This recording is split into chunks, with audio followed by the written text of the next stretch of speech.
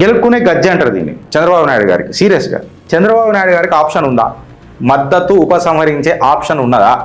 I like Chandrababu Naidu అని నేనే చెప్పిన, ద సిఈఓ అని ఎన్నోసార్లు మాట్లాడినా. తప్పు చేసినప్పుడు కడుగుతాం. నీ ఎలిజిబిలిటీ, నీ ఎంటైటిల్మెంట్ అనేది ఎలిజిబిలిటీ కాదు నాయుడు గారు, బాబు గారు. నేను అడిగేసిన వాళ్ళు ఇచ్చేయాలంటే కుదరదు. అది అంటారు కూడా సినిమాలో, ఇచ్చేయండి సార్ ఇచ్చేయండి అని అన్నట్టు కాదు. కేవలం అండ్ కేవలం ఆంధ్ర రాష్ట్ర ప్రజలని పాగల్ బనాంచనీకి ఆడుతున్న ఆట. బడ్జెట్ డిసిప్లిన్ ఏమన్నా ఉన్నదా? లేదు. మీకు ఒక ఎయిర్పోర్టు, లోకేష్ గారికి ఒక ఎయిర్పోర్టు, మీ మంత్రులకు ఎయిర్పోర్టు, అట్లా ఉండదు కదా సార్. మళ్ళీ ఇది డెవలప్మెంట్ విజన్ అనాలా, లేకపోతే అవగాహన లేని మిషన్ అనాలా, ఫిజికల్ కెపాసిటీ అర్థం కాని దరిద్రం అనాలా, లేకపోతే అకౌంటబిలిటీ చెప్పని దండయాత్ర అనాలా? మన తెలంగాణ పంచాయతీ మాట్లాడుకుంటున్నప్పుడు మనం ఎవరిని గెలుక్కోలే. బట్ ఈసారు గెలుక్కొని గీక్కునుడు ఈయనకు అలవాటు. ఆ గజ్జి గెలుక్కునే గజ్జి అంటారు దీన్ని చంద్రబాబు నాయుడు గారికి. సీరియస్గా ఏం గజ్జిరాబాయి అని చెప్పి ఇది మాట్లాడితే ఈయన సెంటర్కి పోయిండట. ఆంధ్ర రాష్ట్రం గురించి నువ్వు ఏం అడుక్కుంటావో నువ్వు అడుక్కో, నాకేం సంబంధం లేదు, మేము లేదు. కాకపోతే అది ఇంత జస్టిఫైడ్ అందుకే ట్యాక్స్ పేర్ల పైసా. భారతం అని అన్నప్పుడు మీరుంటారు, నేనుంటా, బార్డర్లు పోతాయి, భారత్ ఒకటే అవుతుంది అప్పుడు. కానీ ఐ బిలీవ్ ఇన్ భారత్. దేశం సురక్షితంగా ఉంటేనే రాష్ట్రాలు సురక్షితంగా ఉంటాయి. 1,50,000 కోట్ల బడ్జెట్ అడిగిండట. ఈ బడ్జెట్లో పెట్టకపోతే ఇక నేషనల్ మీడియా అయితే చంద్రబాబు నాయుడు ఇక తోపు, ఆయన మద్దతు ఉపసంహరించుకున్నాడంటే పడిపోతుంది అది అని అంటే, నేనేమంటున్నా, చంద్రబాబు నాయుడు గారికి ఆప్షన్ ఉందా? మద్దతు ఉపసంహరించే ఆప్షన్ ఉన్నదా? ఈ రిస్క్ ఆయన తీసుకోగలుగుతాడా ఈసారి? 2018లో ఆయన చేసిన పంచాయతీకే ఇప్పటిదాకా ఆయన పశ్చాత్తాపడుతున్నాడు అని చెప్పి రాజకీయ నిపుణులు మాట్లాడతారు. మీరు అనవసరంగా ఇప్పుడు నేనేమైనా మాట్లాడతారా గిరీష్ నువ్వు చంద్రబాబు నాయుడుని అంటలేను. నేను చంద్రబాబు నాయుడు చేస్తున్న అడ్డమైన రాజకీయాన్ని అడుగుతున్నా. ఐ లైక్ చంద్రబాబు నాయుడు అని నేనే చెప్పిన, ద సిఈఓ అని ఎన్నోసార్లు మాట్లాడినా. తప్పు చేసినప్పుడు కడుగుతాం, తప్పు చేసినప్పుడు ఖచ్చితంగా కడుగుతాం. సో ఇప్పుడు ఆయన ఏమేమి అడిగిండు ఏంది అని చెప్పి ఒకటి फैक्चुअल ఆధారాలతో చేద్దాం. జల్నే వాళ్ళే జల్తే रहेंगे पर చిత్రగుప్త డేటా के साथ चलते रहेगा. ఆయన ఏమన్నాడంటే special assistance to states capital investment ఏదైతే ఉంటుంది కదా దాని కింద దాన్ని SASC అంటారు. అంటే special assistance to state for capital investment అంటారు. ఎంత అడిగిండండి? 10,000 కోట్లు అడిగిండు. ఏమంటాడంటే నేను ఇన్ఫ్రాస్ట్రక్చర్ గ్రోత్ కోసం, క్యాపిటల్ ఇన్ఫ్రాస్ట్రక్చర్ గ్రోత్ కోసం నాకు 10,000 కోట్లు కావాలంటాడు.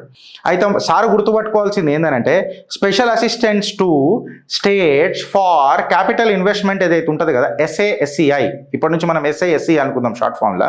ఇది గ్రాంట్ కాదు, 50 సంవత్సరాల ఇంట్రెస్ట్ ఫ్రీ లోన్. అంటే ఈ ఇంట్రెస్ట్ ఫ్రీ లోన్ ఎప్పుడు ఇస్తారు? నువ్వు రిఫార్మ్ ఏదైనా చేస్తే దానికి లింక్ చేస్తారు, యూటిలైజేషన్ని ట్రాక్ చేస్తారు. ఇప్పుడు ఆంధ్రప్రదేశ్ ఆల్రెడీ ఆర్థికంగా రెవెన్యూ డెఫిషిట్ స్టేట్, అసెట్ క్రియేషన్లో చాలా వీక్ ఉన్నది, పూర్ అబ్జార్ప్షన్ కెపాసిటీ ఉన్నది. అంటే నీ ఎలిజిబిలిటీ, నీ ఎంటైటిల్మెంట్ అనేది ఎలిజిబిలిటీ కాదు నాయుడు గారు, బాబు గారు. నేను అడిగేసిన వాళ్ళు ఇచ్చేయాలంటే కుదరదు. అది అంటారు కూడా సినిమాలో, ఇచ్చేయండి సార్ ఇచ్చేయండి అని అన్నట్టు కాదు. రిఫార్మ్ లింక్డ్ యూటిలైజేషన్ ట్రాక్డ్ ఉంటుంది ఈ ఇన్సెంటివ్. ఇది మీరు అర్థం చేసుకోవాలా. రాయలసీమ హార్టికల్చర్ డెవలప్మెంట్ ప్యాకేజ్ కింద 41 కోట్లు అడుగుతాడు 2026-27 బడ్జెట్లో. ఏమని మాట్లాడతారంటే ఫార్మర్ యొక్క రైతు యొక్క దిగుబడిని పెంచనీకే, డబుల్ చేయనికే, ఎక్స్పోర్ట్స్ పెంచనీకే అని అడుగుతాడు. మళ్ళీ దీనికి ఏమైనా DPR సబ్మిట్ చేసిండా? ఇయ్యలే. మార్కెట్ గ్యారంటీలు ఇచ్చిండా? ఇయ్యలే. సెక్యూరిటీ క్లియరెన్స్లు ఏమన్నా ఇచ్చిండా? ఇయ్యలే. అంటే కేవలం ఆంధ్ర రాష్ట్ర ప్రజలని పాగల్ బనాంచనీకి ఆడుతున్న ఆట. బడ్జెట్ డిసిప్లిన్ ఏమన్నా ఉన్నదా? లేదు.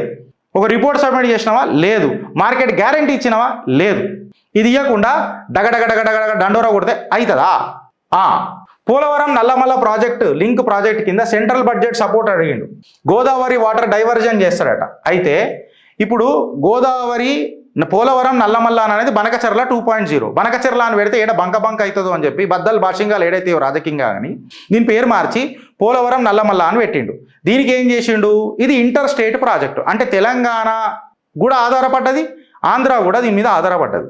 అయితే ఎప్పుడైతే 2 రాష్ట్రాలు ఆధారపడ్డాయో మళ్ళీ ట్రిబ్యునల్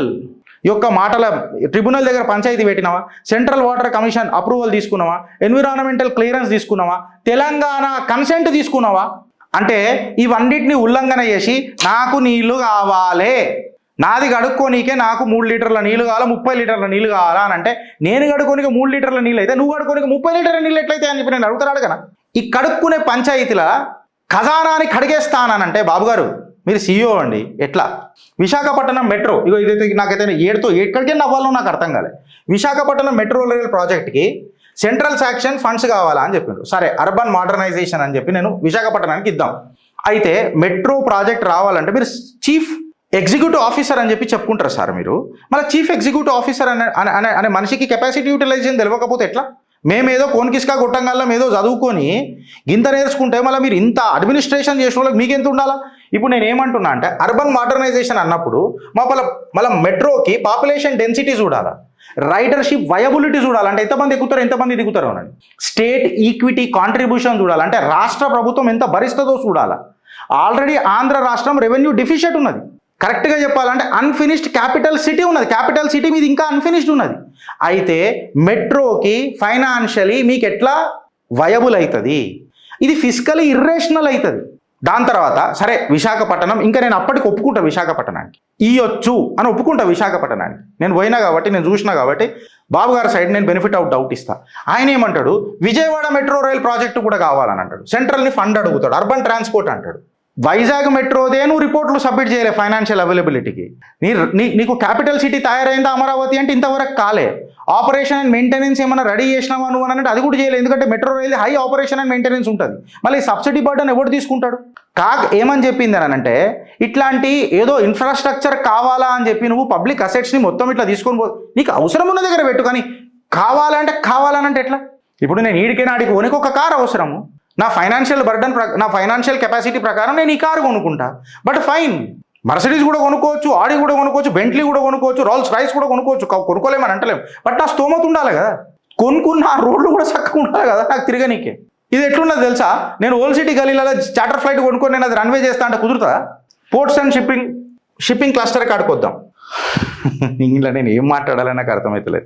నేను ఏమంటున్నా అంటే క్యాపిటల్ ఇంటెన్సివ్, గ్లోబల్ అన్కాంపిటేటివ్ అని చెప్పి మాట్లాడుతున్నారు. ఎందుకు అని అంటే ఇందులో CRZ కోస్టల్ రెగ్యులేషన్ జోన్ అని అంటారు. ఇది డిఫెన్స్ క్లియరెన్స్లు పెండింగ్ ఉన్నాయి. ఇది ఊకనే రాదు. సో స్పెక్యులేటివ్ క్యాపెక్స్ మీద నేను ఇది అడుగుతున్న ప్రభుత్వం ఇస్తలేవు అని చెప్పి బూటకపు నాటకాలు చేయకండి. అబ్సల్యూట్గా ఈ కోస్టల్ రెగ్యులేషన్ జోన్ అని అన్నప్పుడు డిఫెన్స్ క్లియరెన్సెస్ ఉంటాయి. డిఫెన్స్ క్లియరెన్స్లు ఫస్ట్ తీసుకోవాలా, మజాక్ మస్కరపన చేయొద్దు దేశ భద్రత గురించి. అంతేగాని నాకు ఇస్తలేరు అని చెప్పి ఈ చిన్నపిల్లగాడు ఎక్కువ ఏడుస్తే ఎక్కువ పాలు వస్తాయని అనుకోవడం తప్పు. ఇది ఇప్పుడు oil refinery investment BPCL NAL అని తీసుకుందాం. దానికి ఎంత అడుగుతున్నాడు సారు? 96,800 crores అడుగుతున్నాడు. అయితే ఇది బడ్జెట్ ప్రపోజల్ కాదు, ఇది ఎక్స్ప్రెషన్ ఆఫ్ ఇంట్రెస్ట్. ఇది బడ్జెట్ ప్రపోజల్ కాదు బాబు గారు, ఎక్స్ప్రెషన్ ఆఫ్ ఇంట్రెస్ట్. అంతేగాని నీ దగ్గర ఒక MOU ఉందా? పోనీ నీ దగ్గర ఒక MOU ఉందా? హైపోథెటికల్ ఇన్వెస్ట్మెంట్ అచీవ్మెంట్ అని అనేది నీ నరేటివ్తో ఎందుకు కలుపుతావు అని ప్రజలు అడిగితే మీ దగ్గర ఆన్సర్ ఉందా బాబు గారు? సార్ ఏమంటారు, అమరావతి క్యాపిటల్ సిటీకి 15,000 నుంచి 50,000 కోట్లు ఇవ్వాలా అని అంటారు వేరియస్ ఫేస్లలో. ఇప్పటిదాకా తీసుకున్న పైసా స్టిల్ ఇన్కంప్లీటే కదా, అవునా కదా? గవర్నెన్స్ ఎట్లున్నది అని అంటే మీరు ఎన్నికటికి పైసలు తీసుకున్నారు, కేవలం యానిమేషన్ చేసినారు అని ఆరోపణలు ఉన్నాయి. తర్వాత ఇంకొక ప్రభుత్వం వచ్చింది, 3 రాజధానులు అని అన్నారు. ఫంక్షనల్ క్యాపిటల్ లేదు, డిమాండింగ్ మళ్ళీ మెట్రోలు అడుగుతున్నారు. మెగా ఇన్ఫ్రాలు బిల్డ్ చేస్తానంటున్నారు, అది కంప్లీట్ ఇల్లాజికల్గా ఉన్నది. మళ్ళీ ఇప్పుడు 50,000 కోట్లు పైసలు అని అంటే రాయలసీమ వాటర్ ప్రాజెక్టులు అంటారు, మల్టిపుల్ 1,000 crores అని అంటారు. మళ్ళీ వాటర్ ప్రాజెక్ట్ అనేది పక్క రాష్ట్రాలతో కూడా డిస్కస్ చేయాలి కదా, ఎస్పెషల్లీ తెలంగాణ. ఇప్పుడు పొలిటికల్ అల్టిమేటమ్ స్ట్రాటజీ అపోజిషన్ అంటే పాపం ఆయన మాట్లాడలే, వీళ్ళు సృష్టిస్తారనమాట. అరే మేము తీసుకున్నామంటే మోడీ తీసుకోరు, నేను అంటున్నా తీసుకోరు. ఓ కుసునం ఆడనే ఆయన మూలలు కొట్టుకుంటే కుసునం ఉన్నారు ఆడ, అందుకే ఆయన ఆడనే ఆగిపోయిండు. ఆయన ప్రధానమంత్రి 3 సార్లు అయింది. పొలిటికల్ అల్టిమేటమ్ ఈ చుట్టుపక్కలతో అనిపిస్తారు అనమాట ఆయన మనసులో ఉన్నమాట. బడ్జెట్స్ ఫ్రేమ్లో లేవు, కెపాసిటీ లోలు ఉన్నది, నేషనల్ ప్రయారిటీస్, పొలిటికల్ బ్లాక్మెయిలింగ్ ఇవన్నీ నడవయి. ఇది గుర్తుపెట్టుకోండి. సెంట్రల్ స్కీమ్స్ అనేది అయితే మీరు మాట్లాడుతున్నారు కదా, ఇప్పుడు PMKSYల, NHBల, NHDPల, సాగర్మాలాల ఇవన్నిట్లల్లా రోడ్లు, ఇన్ఫ్రాస్ట్రక్చర్లు డెవలప్ అవుతున్నాయి. మళ్ళీ దానికి సపరేట్గా నాకు ఇన్ఫ్రాస్ట్రక్చర్ డెవలప్మెంట్ SASCIలలో కావాలా ఇవన్నీ అనడం అనేది తప్ప కాదా? మీరు చెప్పుర్రి ఫ్రెండ్స్. అంటే మనము కెపాసిటీ లేని పైసలు ఇచ్చుడు, ఫండ్స్ని అంతా ఐడియల్ పెట్టుడు, తర్వాత ఫ్యూచర్ అప్పులు చేసుడు, ఇవన్నీ ఫిజికల్ డిఫిషిట్ పెంచుడు, ఉన్న ప్రాజెక్టులను అండర్ యూటిలైజ్ చేసుకుంటూ కొత్త ప్రాజెక్టులు అడుగుడు.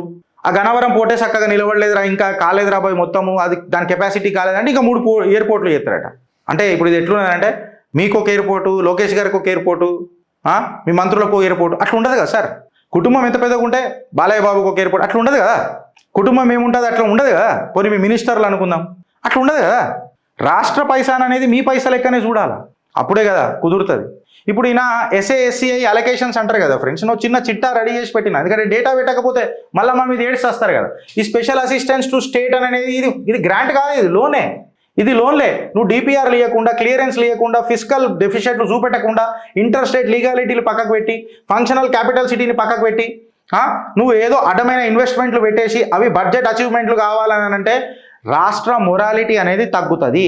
సపోజ్ ఈ SASCI special assistance for the states for capital investment అని తీసుకొని చూస్తే ఆంధ్రప్రదేశ్కి 4.05% ఇచ్చారు, తెలంగాణకు 2.1 ఉన్నది, గుజరాత్కి 3.48 ఉన్నది, మళ్ళీ గుజరాత్కి 3.48 ఉన్నది, దానికంటే ఎక్కువ ఆంధ్ర రాష్ట్రానికి ఇచ్చారు. ఇంకా ఎంత బద్నాం చేస్తారు అని చెప్పి నేను మాట్లాడుతున్నాను. మళ్ళీ ఇది డెవలప్మెంట్ విజన్ అనాలా, లేకపోతే అవగాహన లేని మిషన్ అనాలా, ఫిజికల్ కెపాసిటీ అర్థం కాని దరిద్రం అనాలా, లేకపోతే అకౌంటబిలిటీ చెప్పని దండయాత్ర అనాలా, ఏమనాలి? భారత్ మాతాకి జై.